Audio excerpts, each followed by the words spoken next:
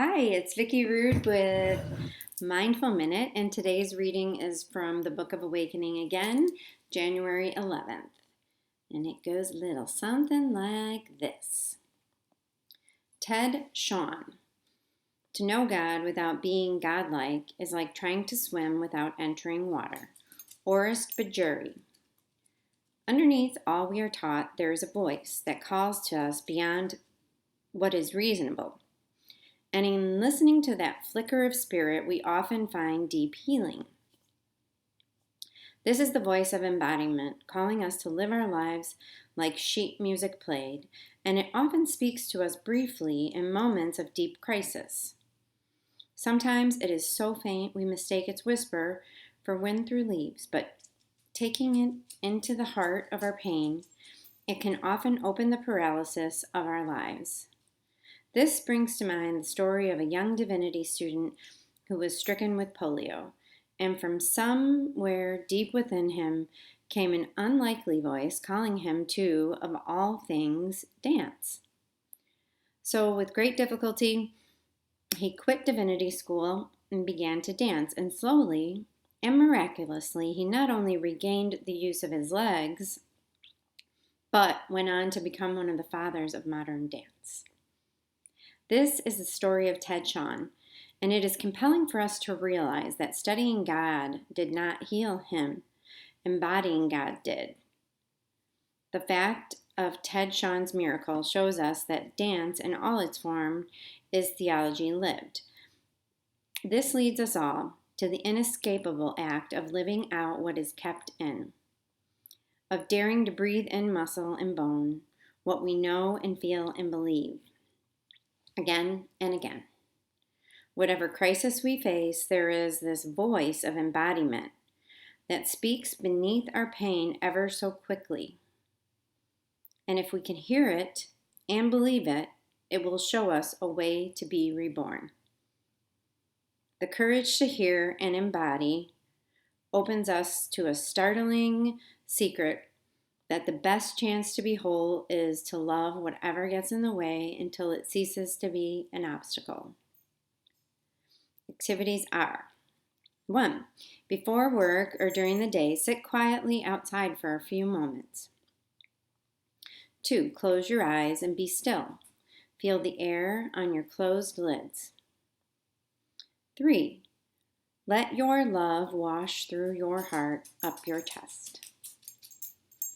4. Let your love breeze up your throat and behind your ears. 5. When you open your eyes, stretch and focus on the first thing you see. And finally, if it is a bench, say, I believe in bench. If it is a tree, say, I believe in tree. If it is a torn flower, say, I believe in torn flower. Rise with a simple belief in what you feel and see, and touch what is before you, giving your love a way out. And that reminds me of this quote that Wayne Dyer, I heard Wayne Dyer say once way back when, and it said, don't die with your music still in you. And that we all have a song to sing, and we all have a dance to dance, and we all have this thing that is, I believe, whether it's a calling or a purpose or this drive, this when we get quiet, it's this voice that just tells us what to do. And we sometimes have such busy minds and such busy lives and such fullness going on that we don't get that time to reflect and maybe hear what the universe, what God, what our insides, what the inner peace, that inner God inside of us has created us, this unique, precious individual, and created us to share with the world. There is not one person that is made up just like you, that has all your experiences, that has all your strengths and all your weaknesses and your perspective on things. And there's something beautiful there, and there's something to learn, and we can all learn from each other. So discovering this business, of what your purpose, what your calling, discovering this is hard. And I think the first step is getting quiet. And I know that that's been happening in my life. And I've really been honoring it and scared to death at the same time. I'm not going to lie.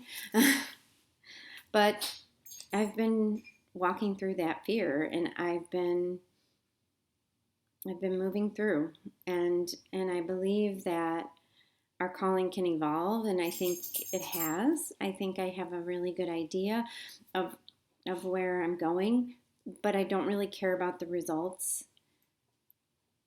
What's on my heart is to share, and to share self-compassion and self-love, right?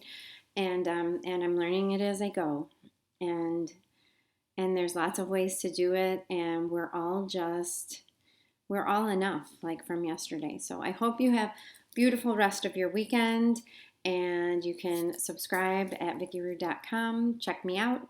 I hope you're doing great. I hope you have a beautiful day. Be well. Namaste.